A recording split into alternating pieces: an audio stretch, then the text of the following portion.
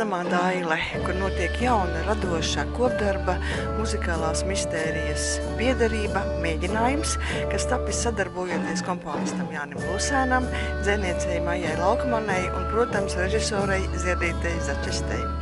Ziedīte, mums pirmais jautājums, par ko ir šis poētiskais un jautīgais stāsts piederība? Stāsts galvenokārt vēstī par latviešu valodu kā mūsu nācijas pamatakmeni, par vērtību, ar kuru mums ir jālepojas un kuru mums ir jāsaudzē, un kuras nākotne ir atkarīga no mums pašiem. Jāņa Lusēna vārds ir ierakstījis Latvijas kultūras kanālos, komentārus neprasa. Kādi vēl dziedātāji būs redzami uz skatuves? Uz skatuves mēs redzēsim Anci Krauzi, Marijas Mīlenbachas lomā, Zigfrīdu Muktu Pāvelu, kurš atveidos Kārli Mīlenbachu, un Raiņa lomā tas personāžs, kurš pielies eļļu ugunī, mazlietiņ izrādē, tas būs Inters Rešetins.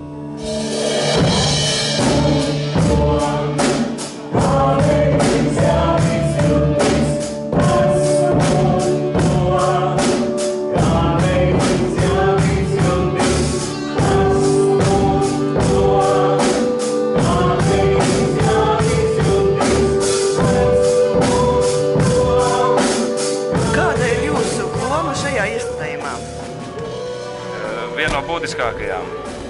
Un proti? Pats Rainis.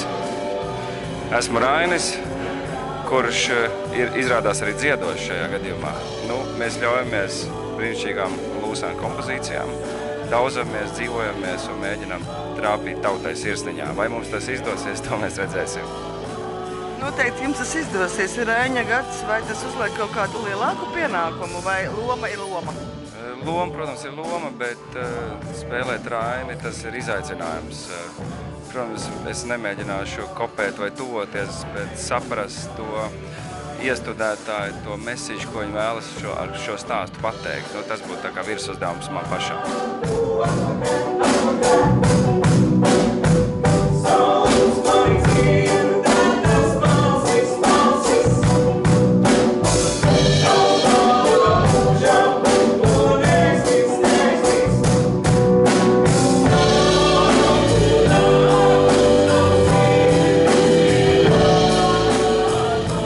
Es šajā iestudējumā atveidoju parasto latvieti, kā tas arī ir rakstīts.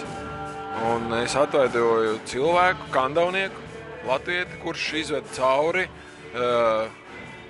skatītāju, cauri laika griežiem par notikumiem Kandavā, kas ir saistīti ar Kārli Mīlenbachu un arī vietējiem cilvēkiem. Latviešu valodas dzīvotspēja. Sakiet, lūdzu, cik šis iestudējums jums personīgi ir tuvs, nepieciešams un kāpēc jūs domājat šiem visiem cilvēkiem, kas tiks uzrunāti un klausīsies šajos laikos, tas ir ārkārtīgi būtiski runāt par šīm lietām? Pirmkārtām jau tāpēc, ka mēs dzīvojam ļoti plašā un globālā pasaulē.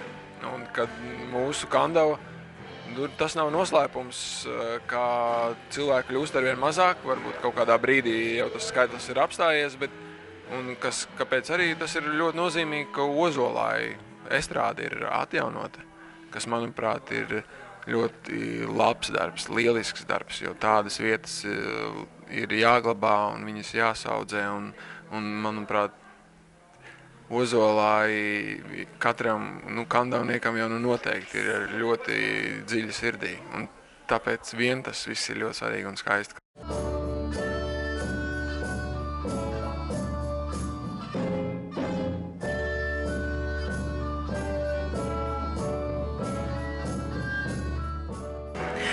Muzikantu pulkā ar dūdu spēli būs arī Latvijas Nacionālā kultūras centra direktore Signe Pujāte. Signe, sakiet lūdzu, kāpēc šis projekts šobrīd, jūsuprāt, ir svarīgs? Manuprāt, ja runa par valodu un latviešu valodu, tas Latvijas teritorijā aizvien būs svarīgs jautājums. Mēs piederām pie tiem laimīgajiem, pie tām laimīgajām tautām, kuras valoda vēl aizvien ir dzīva 21. gadsimtā. Taču, protams, nenoliedzam, mēs arī ik pa laikam aktualizējam šo jautājumu, sakot, ka mūsu valoda ir apdraudēta, jo mēs tie, kuri šo valodu lieto ikdienā, samazināmies. Tāpēc, manuprāt, šis brīnišķīgais pasākums, kurā ir iesaistīti gan mūziķi, gan aktieri, gan citi radoši cilvēki, tā ir tāda vēsts, kuru mēs atkal sniedzam sabiedrībai, runāsim skaistā latviešu valodā. Un lai ir vairāk to cilvēku, kuriem rūp latviešu valoda. Pats galvenais jautājums, kur un kad skatītājiem būs iespēja noskatīties šo vērienīgo koncertu uzvedumu? Tā kā šis uzvedums top kā Kandavas novada svētku centrālais notikums, kas vienlaikus arī būs Kandavas brīvdabas estrādes ozolāju atklāšanas sarīkojums, tad to varēsim redzēt 30. maija vakarā Kandavā, 9:30 vakarā, saulē rietot, jo ļoti svarīga loma mūsu iestudējumā ir dzīvai ugunī. To mēs varam atļauties, ja mūsu sarīkojums notiek brīvdabā, un tādēļ visi tiek aicināti saulrietu sagaidīt Kandavā 30. maija vakarā.